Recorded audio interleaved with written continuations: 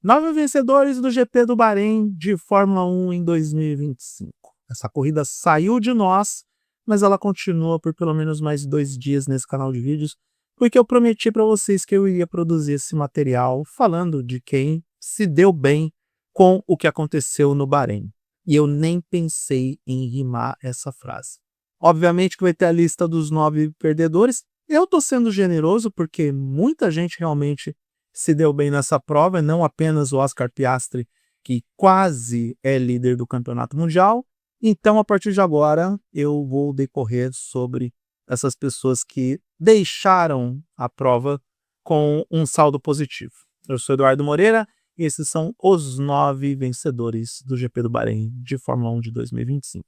Começando a lista por Oscar Piastri. É claro que o menino Piastri não só venceu a corrida, como dominou o final de semana.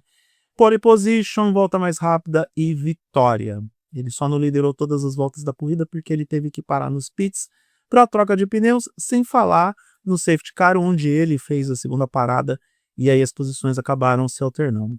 O Piastri está dando um sinal bem claro de que ele está realmente pronto para disputar o título mundial de 2025. Está alugando vários apartamentos na cabeça do Lando Norris. Eu falo daqui a pouco a respeito do Norris, mas o mais importante aqui é que o Piastri não só mostra que é o melhor piloto desse começo da temporada, entrega os melhores resultados, só não é líder do campeonato por conta de tudo o que aconteceu no GP da Austrália, onde ele não teve um bom resultado, mas ele faz isso com uma frieza que chega a ser assustadora. Ele me faz pensar que ele é algum sociopata. Porque se você diz pro Piastri que aconteceu uma tragédia com a mãe dele, ou que ele ganhou na Loteria Federal sozinho essa semana, a cara dele é basicamente a mesma. O que mostra que ele tem controle emocional, mostra que ele está centrado, mostra que ele está, sim, pronto para disputar o título. No ano passado, a gente já dizia que o Piastri talvez estivesse mais pronto para enfrentar o Verstappen na disputa pelo Mundial, e a gente nunca soube se essa era uma realidade prática, porque a McLaren basicamente não deixou. Esse ano, apesar dos dois pilotos estarem dentro da regra do Papaya Rose e a McLaren quer sim o título de construtores como uma das suas prioridades, se não a sua prioridade máxima, a gente vê que o Piastri em igualdade de condição, ou pelo menos começando do 0 a 0, que ele sim está entregando uma performance superior e que pode superar o Norris, mesmo que o piloto inglês tenha alguns anos de casa. A segunda vencedora do GP do Bahrein de 2025 é a McLaren, porque a McLaren precisava dar uma resposta um tanto quanto contundente para tudo o que aconteceu no Japão. Ficou aquele gosto amargo de ser derrotada pela Red Bull da forma como aconteceu, e todos nós estávamos esperando para saber o que ia acontecer no Bahrein, para até mesmo saber se tudo que a Red Bull entregou em Suzuka era uma realidade prática ou era um placebo. De qualquer forma, sendo uma coisa ou outra, e não era uma realidade, na verdade, era, era uma alucinação, foi uma alucinação por parte do Verstappen. Desculpa, fãs de Verstappen, mas é a realidade prática. Quando chegar nos perdedores, eu vou falar sobre isso. Então, a McLaren conseguiu reagir. Reagiu com contundência, reagiu com personalidade e reagiu com 2 dos seus pilotos no pódio. Só não foi um 2 por causa do Lando Norris, que é o terceiro vencedor dessa lista, por incrível que pareça. Porque o Norris não teve um final de semana perfeito, ele não teve um final de semana feliz, diga-se de passagem, ele não entregou o seu melhor desempenho, não encontrou a melhor performance do carro ao longo do final de semana, mas ao menos fez uma corrida sólida para conquistar a terceira posição. Muitos entendem que o Norris tinha a obrigação de chegar no pódio com o carro que ele está pilotando, mas olha, é até surpreendente o fato dele ter alcançado a terceira posição depois de todas as burradas que ele fez. Eu só não vou usar outro termo porque é um vídeo family friendly. Mas o Norris fez de tudo para não terminar a corrida no pódio. Largou fora do colchete, foi punido, tentou ultrapassar o Hamilton fora da pista. Então, a impressão que fica é que o Norris está claramente sentindo a pressão do que está por vir, do que está acontecendo já no campeonato neste momento. O Norris deu muita sorte, ou foi muito competente, para ultrapassar o Leclerc no trecho final da prova, para garantir a terceira posição, porque isso deu a vantagem psicológica para ele de terminar a prova do Bahrein como o líder do campeonato. Em outras circunstâncias isso não aconteceria e é bom o Norris começar a buscar o controle emocional dele, procurar um psicólogo, um terapeuta, ou seja lá qual for o profissional de saúde mental para ele procurar, porque ele precisa ficar com a cabeça no lugar, senão ele vai chegar na Europa não mais como líder do campeonato. E que campeonato bom, né? Porque o próximo da lista dos vencedores, o quarto item da lista, é o George Russell, que nesse momento ainda se agarra em chances de disputar o título mundial. Ah, tudo bem, o campeonato está no começo, a gente tem pouca distribuição de pontos, mas de forma consistente o Russell está ficando no pódio. Sim, se não tem dobradinha da McLaren, ele está ficando no pódio. Se o Verstappen dá mole, ele vai para o pódio.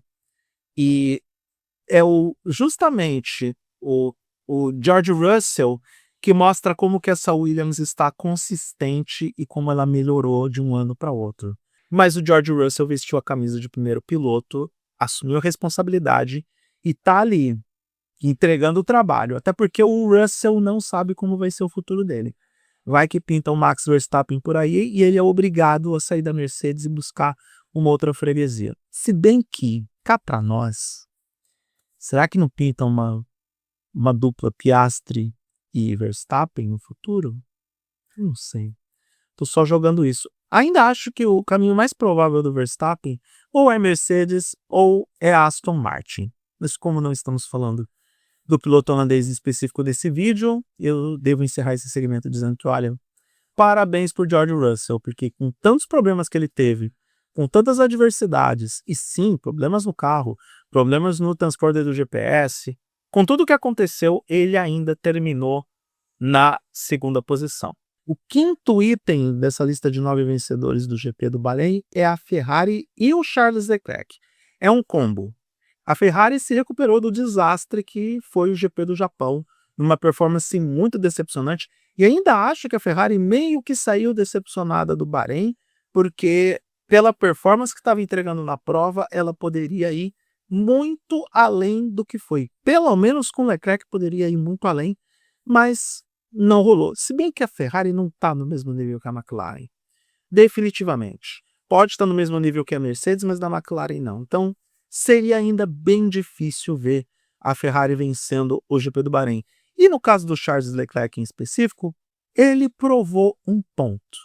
Porque durante a semana vieram aqueles rumores de que o Leclerc estava chateado com a equipe, que ele ia seguir o caminho próprio dele, que ele iria deixar de lado as orientações da equipe. Então, ele tem um ponto porque ele terminou os treinos na frente do Hamilton, terminou a corrida na frente do Hamilton e de forma consistente. Talvez, quem sabe, não está na hora da Ferrari começar a ouvir mais o piloto monegasco e deixar que o Hamilton se adapte ao modo de conduzir a Ferrari. Acho que todo mundo sai ganhando nessa, porque quem está entregando os melhores resultados nesse momento é o senhor Charles Leclerc. O próximo da lista dos vencedores é o Pierre Gasly, que foi o piloto que conseguiu se beneficiar da melhora da Alpine e que a equipe francesa que está abandonando os próprios motores Renault foi a grande surpresa no final de semana, né? O Gasly chegou na zona de pontos, pilotando de uma forma muito consistente e ficando entre os 10 primeiros. Ele confirma de novo que é um dos talentos da Fórmula 1, que infelizmente foi um dos talentos triturados pela cadenetinha do Helmut Marko. Ele poderia ter melhor sorte se ele não fosse ultrapassado pelo Max Verstappen na última volta da corrida. Sim, isso aconteceu na curva 4 da última volta dos dois, e o Gasly poderia ter terminado numa posição melhor, mas diante dos fatos apresentados, diante de todas as características, diante da realidade prática da Alpine, eu entendo que o Gasly fez uma excelente prova. Próximo grande vencedor aqui foi a Haas. Olha, gente, é impressionante como a Haas melhorou desde a chegada do Ayao Komatsu. Os dois carros da Haas chegaram na zona de pontos, meus amigos. Algo que era inimaginável se a gente olhasse para a Haas há 2 anos atrás. E agora, com o apoio técnico da Toyota, é crível pensar que essa equipe vai seguir deslanchando. Olha, dê mais uns 2 anos para a Haas, e se ela continuar ainda como equipe do Gene Haas, se ela não for vendida para a Toyota, que aparentemente está com aquela coceirinha para voltar para a Fórmula 1, olha, a gente pode dizer que a Haas é uma das gratas surpresas da temporada. Talvez a equipe que mais evoluiu, levando em consideração os 10 equipes que estão no grid. Então, por isso, a Haas, não a Toyota, já ia falar Toyota. A Haas é uma grande vencedora, sim, do GP do Bahrein. O 8º vencedor do final de semana do Bahrein foi o Yuki Tsunoda. Pela primeira vez no ano, os 2 carros da Red Bull pontuam, chegam na zona de pontos. O que é um progresso para a Red Bull, porque Leon Lawson não conseguiu isso desde o começo da temporada, e o Tsunoda mostra que ele realmente é melhor do que o Lawson, objetivamente melhor. E aí a gente sempre tem que levantar a pergunta: por que a Red Bull não tomou essa decisão antes? A gente sabe que existem interesses comerciais, a gente sabe que fica com a vaga, no caso da segunda vaga da Red Bull, quem paga mais. A gente levanta dúvidas se o Leon Lawson estava pronto para assumir essa segunda vaga, mas essa pergunta do porquê que a Red Bull não tomou essa decisão antes, ela vai ficar martelando na cabeça durante algum tempo. Logo, a Red Bull, que sempre foi tão competente, que sempre se programou muito para poder se preparar e entregar carros e pilotos competitivos, a mesma Red Bull deu esse mole e levou tempo demais para colocar o Yuki Tsunoda como segundo piloto. Pode dar errado no futuro? Pode. Vamos dar umas 10 provas para ver se realmente funcionou essa parceria entre o Tsunoda e o Verstappen. Mas pelo menos nesse primeiro momento, pelo menos nessa fotografia de momento, sim, o Tsunoda deu muito certo. Sim, o Tsunoda é consistentemente melhor do que o Leon Lawson, e sim, o nome do Tsunoda vai ficar um pouco longe do caderninho do Sr. Helmut Marko. E o 9º e último vencedor do GP do Bahrein somos nós. É o fã da Fórmula 1, porque finalmente teve uma corrida minimamente decente. Porque diante do vale de nada que foram os GPs da Austrália, e principalmente GP da China e GP do Japão, ter uma corrida com ultrapassagens em pista, alternância de estratégias, entradas do safety car, tudo isso que aconteceu no Bahrein entregou para nós algo que fosse minimamente assistível. Olha, de longe, e nem precisa ter muito mérito, foi a melhor corrida da temporada até agora. E digo que não precisa ter muito mérito, porque não pode ser tão difícil assim ser melhor do que aquela desgraça que foi o GP da China e a tragédia que foi o GP do Japão.